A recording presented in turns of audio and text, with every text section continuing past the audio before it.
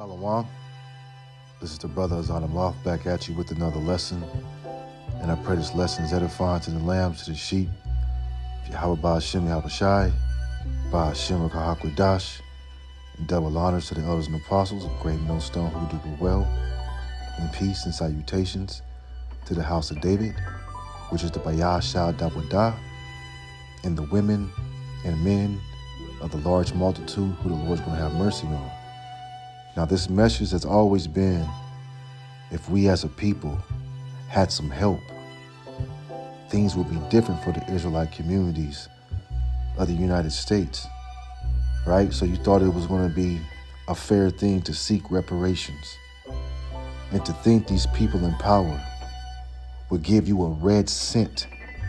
It's kind of like thinking that you're going to get an oceanfront property in Iowa.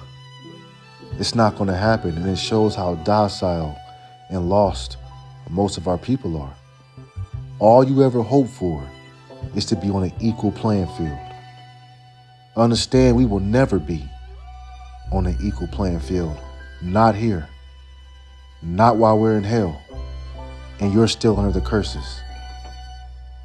Because you are Lazarus, and you are hated. Psalms 83 is living in every corner, in every community where traffic is. The nations get loans in Babylon the Great, but you don't. They're all well favored, and you're not, and they don't care. You had an NFL wide receiver pulled over in his Lamborghini on the way to a football game, right? Why? Because he's a black man riding a Lambo with dreads. Okay? You're not wanted here, but our people have this sense of you want to be loved. Have you asked yourself why the nations haven't gotten together and had a fund to help unfortunate Israelites, knowing that we're trapped in a snare? Right? Because they're a part of it. So just like the parable on Lazarus, these are the dogs that lick our sores. This is Luke 16:21. And desiring to be fed with the crumbs which fell from the rich man's table. Moreover, the dogs came and licked his sores.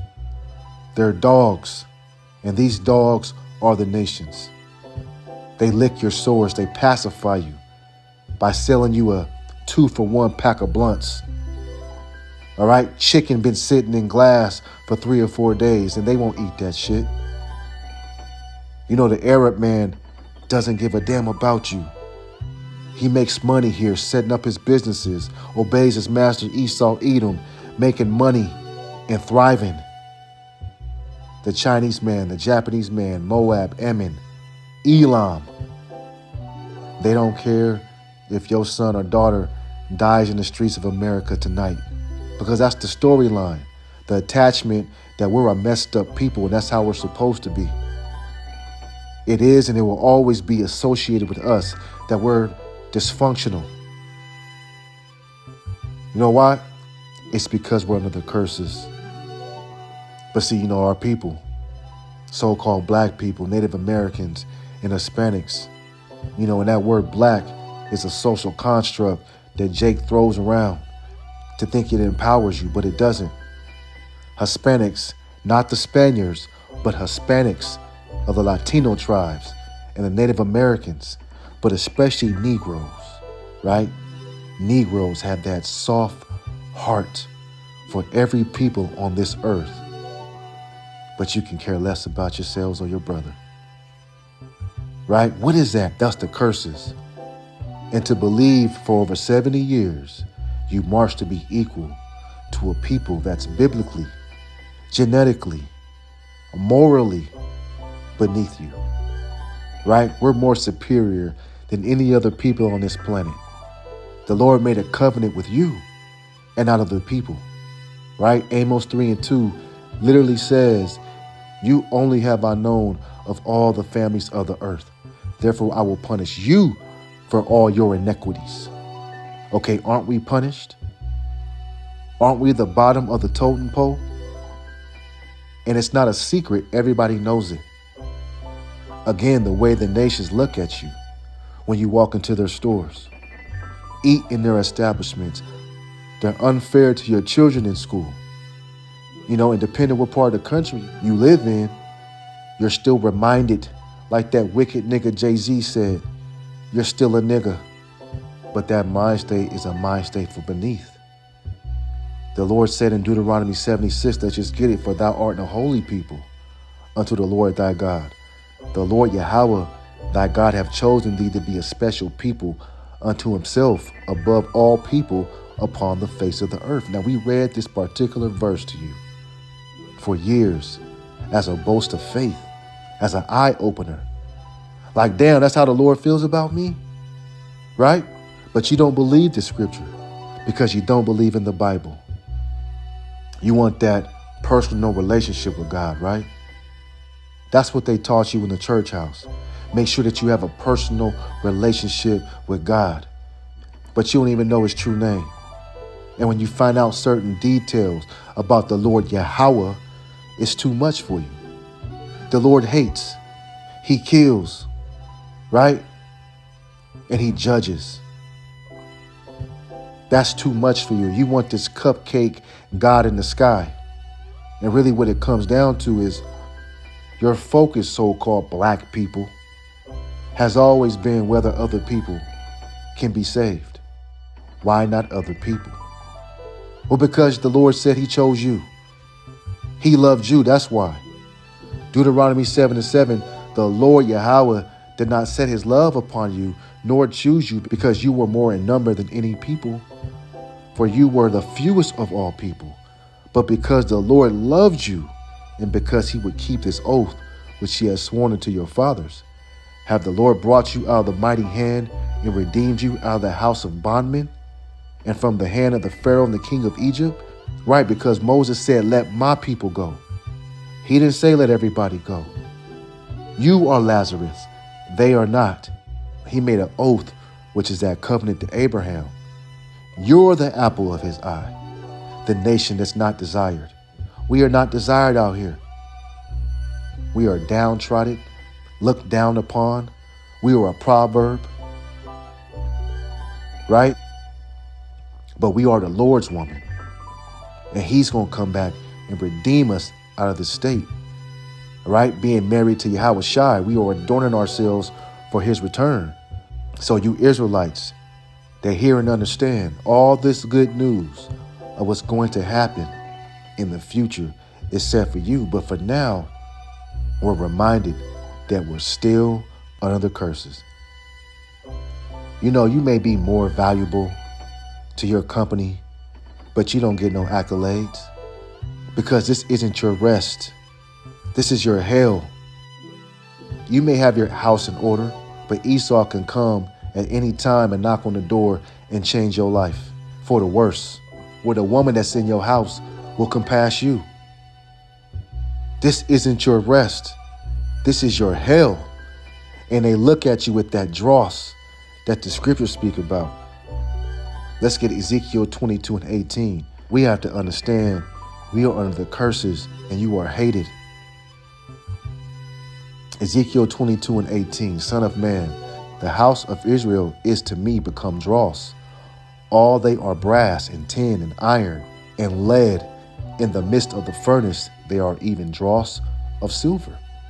So the house of Israel is become dross, which is why we need the mediator YAHAWASHI.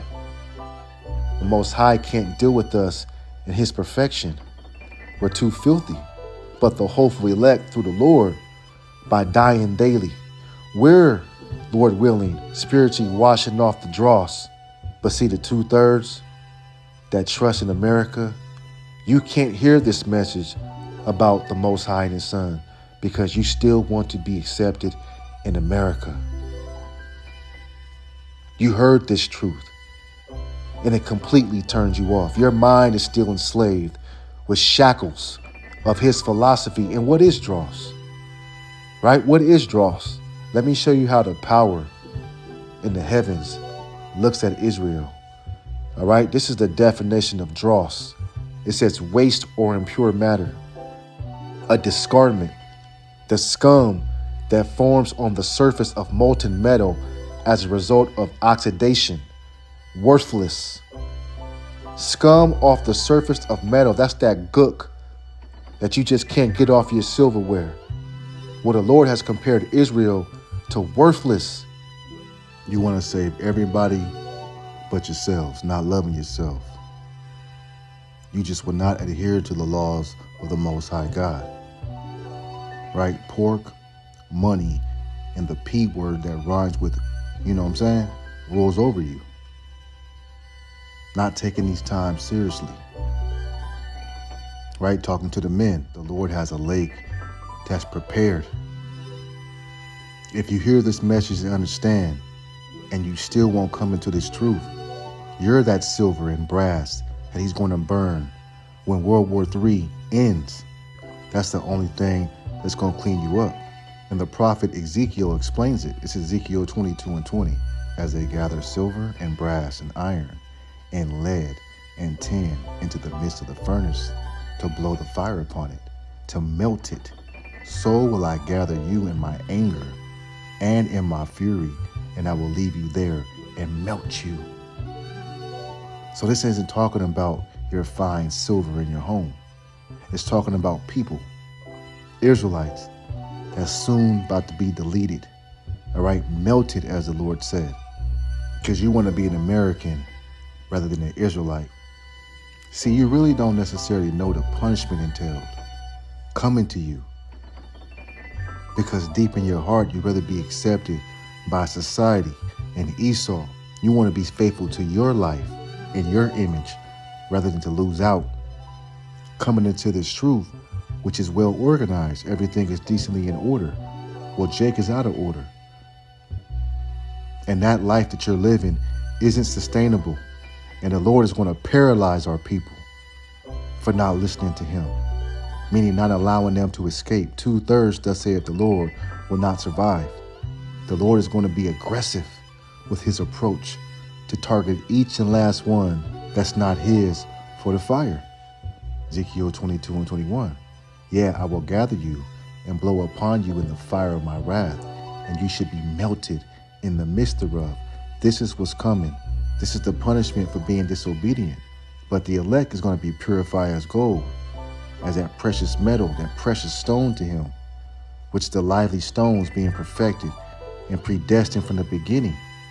All right, real quick, let's get Zechariah 13:9. Okay, this is the prophecy of what's coming to pass. This is Zechariah 13:9. I will bring the third part to the fire and will refine them as silver is refined. Right, that's the elect. And I will try them as gold is tried. They shall call on my name, and I will hear them. I will say, it is my people, and they shall say, the Lord is my power. Right, we're going to call on his name because we know it. But silver reprobates and bronze brute beast will be destroyed. But he's going to keep the gold if you can pick up what I'm putting down. The elect has been chosen. The men and women who's purging out everything in Babylon the Great right now, removing the impurities from us to serve him in this wicked flesh, man. All right, 2nd Ezra 16:73 says, then shall they be known who are my chosen, because they're going to be tried in fire. The gold is the elect, and we will be tried. But because your belief in the Lord, Lord willing, he's going to have mercy on us. You're not going to have mercy. Going back to Ezekiel, the Lord said, worry about how the elect shall be saved. Ezekiel 22:22, as silver is melted in the midst of the furnace, so shall ye be melted in the midst thereof. And you should know that I, the Lord, YAHAWAH, have poured out my fury upon you. And our people have always sought for a so-called woken men to save us. We've always looked for a savior, but you're not looking for YAHAWASHI. Malcolm was for the nation of you Islam jakes. Martin for the plantation Christian so-called black man and woman, right? They gave Marcus Garvey for our brothers in the islands. Benjamin and Levi. Issachar, they gave you Cesar Chavez. And guess what? All of them was put to death. You had Jake out here following Gandhi. You see, this is the wine and the philosophy that you love to drink. And Jake is drunk. None of them can save you. And since you don't believe in YAHAWASHI, All of you are looking for Jesus the Christ to save you. But when YAHAWASHI shows up, all you marching, Christmas celebrating, Halloween dressing, part-time Christian, part-time Israelites, you're going to be in a terrible case, because we're in severe times. So many people are vulnerable to the future prophecies of what's coming. You're basically a ticking time bomb. As St. Peter says, made to be taken and destroyed, being brute beast, right? And I want to get a precept. This is 2 Esdras 8:29. Let it not be thy will to destroy them which have lived like beast, but to look upon them that have clearly taught thy law. This is why we do these videos. Come out of what you've learned and step into what is true. 2 Esdras 8:55 says, and therefore ask thou no more questions concerning the multitude of them that perish. For when they have taken liberty, they despise the Most High, thought scorn of his law, and forsook his ways. This is the message continually coming out to you. And you don't have to be a prophet to make your call and election sure. All right, just being obedient to him, listening and learning.